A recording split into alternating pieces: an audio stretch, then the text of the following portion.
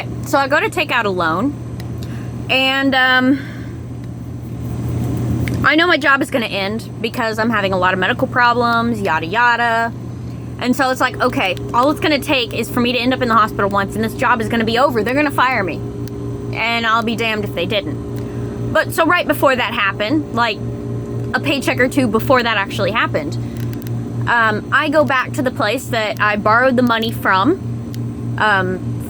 to pay my rent, buy my medical, get food so I had something to eat until the next paycheck. And I was like, okay, I have the money. This paycheck covers what I need up until the next paycheck, and I can pay off this loan. So I go in there and I try to pay it all at once. And they're like, well, your first payment isn't due, and it's only a part of it. Like, you can only pay this much. And it's like, I have the entire amount right here, right now. Why can't I pay you right here, right now? And they're like, well, you know why? Because they wanted that interest rate. Instead of the $300 that I borrowed, they wanted $500 because they wanted $300 plus all the interest rate. It was like,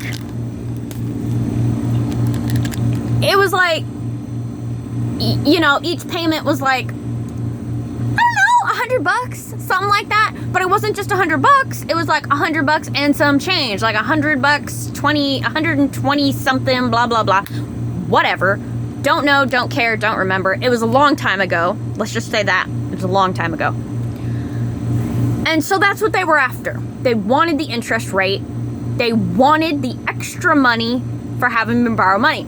Now, it's interesting because I offered to pay the interest rate up front. I was like, okay, you know, if we add up all my different payments that I would have to make, the full amount that you want me to pay every single time, this is actually how much it would be. It would be like 400 and something bucks.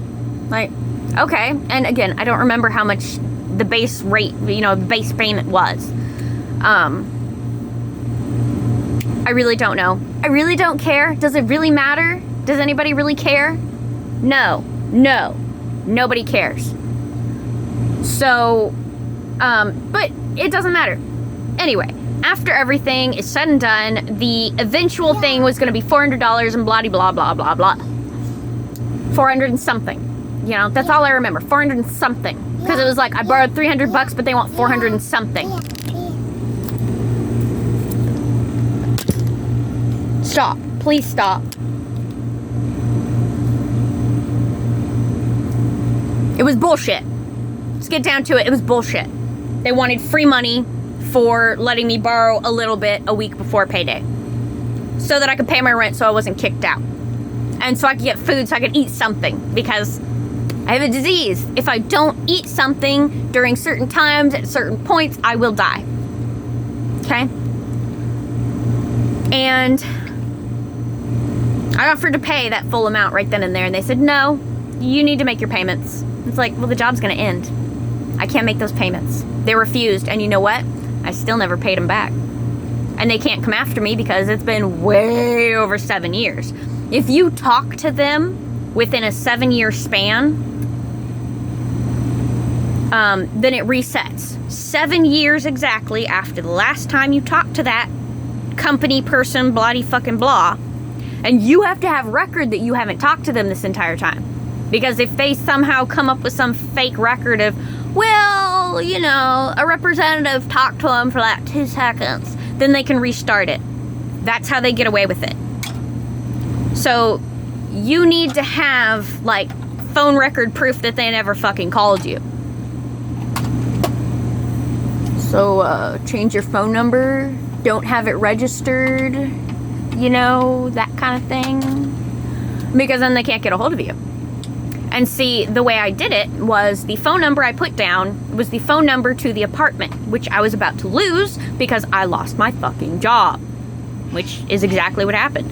Lost my job, lost the apartment, I had to move out in the middle of nowhere on a horse ranch to be a horse wrangler, which was great. I love that, actually. And, but the cell phone has been exactly the same. For like 20 some odd years, I've had the same cell phone number. So because I had the same cell phone number, but the number I gave them was registered to the apartment building, which I lost not long afterwards, they cannot legally come after me because there's been no communication from them. They haven't even tried to find my real phone number, but I'm not registered with that real phone number because that's not my phone number, that's my parents' phone number. They own that phone, not me. It's not in my name. So they couldn't like look in data banks and see, oh, this person has that phone number, quick, let's call them. Just a little tip, a little hint. Sometimes it's good to be kind of off the grid because, and it's not like I scammed them. It wasn't a purposeful thing. I was not trying to get free money. That's not what I was doing. I was trying to pay them back. They didn't want it because they were greedy. They wanted more money. I was even willing to pay that more money right in that moment, but interest is an overtime thing. And 2 weeks after you borrow it, that's way before when you did blah, blah, blah, excuse after excuse. And it's like, dude, you know I'm not gonna be here to do any of that, right? They were banking on it. They wanted more money. And more money, because if you're late on a payment, guess what? They charge you more money.